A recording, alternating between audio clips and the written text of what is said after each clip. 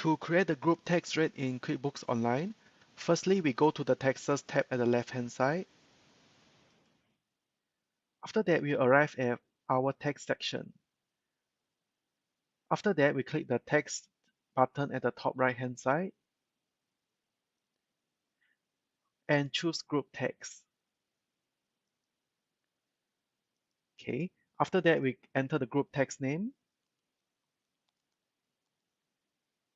enter the description if necessary, and we choose our tax that we would like to group.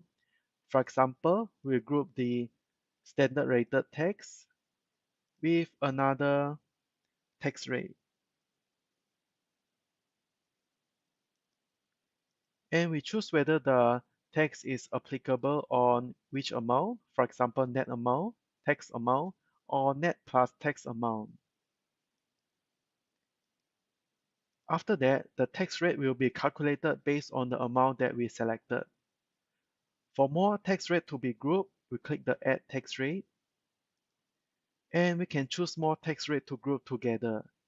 For example, I'll choose the IM tax code and choose the amount is applicable on which section. And we click Save.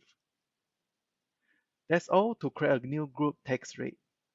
We're able to use the new group tax rate on our transaction. For example, we go to the invoices